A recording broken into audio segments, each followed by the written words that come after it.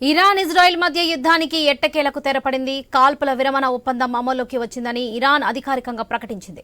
ఒప్పందం అమల్లోకి వచ్చే ముందు ఇజ్రాయెల్పై చివరి క్షిపణి ప్రయోగించామని టెహ్రాన్ తెలిపింది. ఇజ్రాయెల్పై దాడి తర్వాత కాల్పుల విరమణపై ఇరాన్ ప్రకటన చేసింది. కాల్పుల విరమణకు చివరి నిమిషం వరకు దాడులు జరుగుతూనే ఉంటాయని ఇరాన్ ముందే తెలిపింది. 12 రోజులుగా ఇరాన్ ఇజ్రాయెల్ మధ్య జరిగిన భీకర యుద్ధం కారణంగా రెండు దేశాల్లోనూ తీవ్ర నష్టం జరిగింది.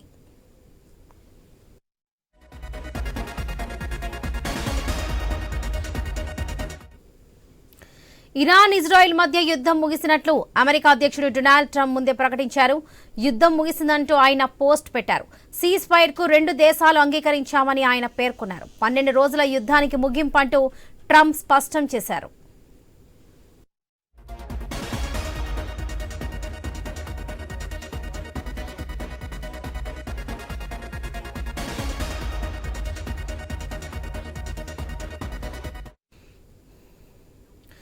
ఇరాన్ ఇజ్రాయెల్ మధ్య యుద్ధానికి ఎట్టకేలకు తెరపడింది. కాల్పుల విరమణ ఒప్పందం అమల్లోకి వచ్చిందని ఇరాన్ అధికారికంగా ప్రకటించింది. ఇక ఒప్పందం అమల్లోకి వచ్చే ముందు ఇజ్రాయెల్పై చివరి క్షిపణి ప్రయోగించామని టెహ్రాన్ తెలిపింది. ఇజ్రాయెల్పై దాడి తర్వాత కాల్పుల విరమణపై ఇరాన్ ప్రకటన చేసింది. ఇదే విషయానికి సంబంధించి పూర్తి అప్డేట్స్ మా ఇన్పుట్ ఎడిటర్ శ్రీకాంత్ అందిస్తారు. శ్రీకాంత్.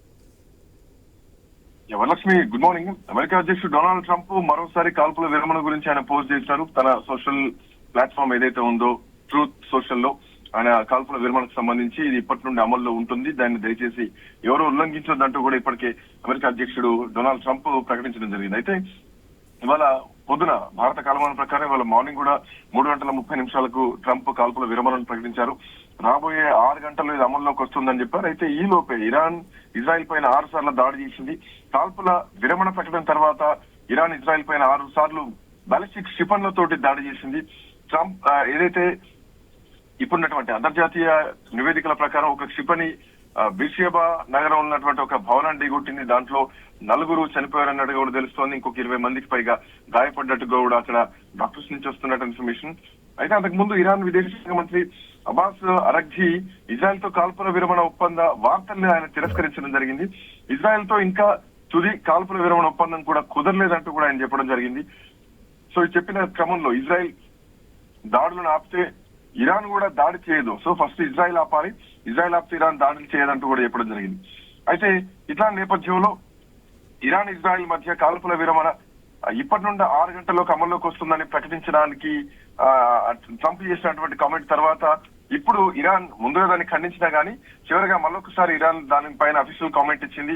కాల్పుల విరమణ ఒప్పందం అమల్లోకి వచ్చిందంటూ కూడా ఇరాన్ చెప్పింది. సో ఇక్కడ నుంచి ఇరాన్ విషయంలో ఎట్లాంటి క్షిపణి దాడులు ఉన్నాయి, బట్ ఇజ్రాయెల్ పై ప్రయోగించినటువంటి క్షిపణి ప్రయోగం ఏదైతే ఉందో అది టెహ్రాన్ మీద వేసినాం. ఇజ్రాయెల్ పై దాడి తర్వాత కాల్పుల విరమణపై ఇరాన్ ప్రకటించింది. సో ఇప్పటి వరకు కాల్పుల విరమణకు సంబంధించి చివరి నిమిషం వరకు దాడులు జరుగుతూనే ఉంటాయంటూ కూడా ఇరాన్ ప్రకటించిన నేపథ్యంలో మొత్తానికి ఓవరాల్ గా 12 రోజులుగా జరిగినటువంటి ఇరాన్ ఇజ్రాయెల్ మధ్య భీకర యుద్ధం రెండు దేశాలకే కాదు, వరల్డ్ సప్లై సిస్టానికి బిజినెస్ సిస్టానికి కూడా చాలా ఎఫెక్ట్ అయింది. సో ఇట్లా నేపథ్యంలో చమురు నిల్వలు కానీ ప్రపంచ అంటే మధ్యప్రాచ్య మిడిల్ ఈస్ట్ దేశాలన్నింటికి కూడా ఇరాన్ నుంచే ఫ్యూయల్ ట్రాన్స్పోర్ట్ అయితే ఉంటుంది సముద్ర మార్గేన. సో ఇట్లా నేపథ్యంలో ఈ రోజు కొంత ఉపశమనం అని చెప్పాలి. అయితే దీని తర్వాత ఇజ్రాయెల్ కూడా కాల్పుల విరమణ ఒప్పందానికి రెండు దేశాలు అంగీకరించినటువంటి క్రమంలో ఇరాన్ అఫీషియల్ మాత్రం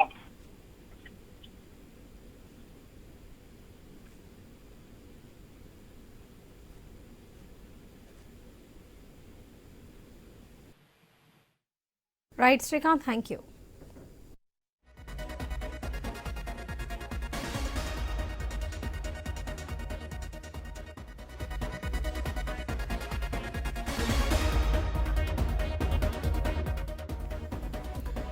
ఇరాన్ ఇజ్రాయెల్ మధ్య యుద్ధానికి ఎట్టకేలకు తెరపడింది. కాల్పుల విరమణ ఒప్పందం అమల్లోకి వచ్చిందని ఇరాన్ అధికారికంగా ప్రకటించింది. ఒప్పందం అమల్లోకి వచ్చే ముందు ఇజ్రాయెల్పై చివరి క్షిపణి ప్రయోగించామని టెహ్రాన్ తెలిపింది.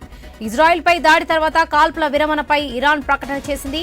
కాల్పుల విరమణకు చివరి నిమిషం వరకు కూడా దాడులు జరుగుతూనే ఉంటాయని ఇరాన్ ముందే తెలిపింది. 12 రోజులుగా ఇరాన్ ఇజ్రాయెల్ మధ్య జరిగిన భీకర యుద్ధం కారణంగా రెండు దేశాల్లోనూ తీవ్ర నష్టం జరిగింది.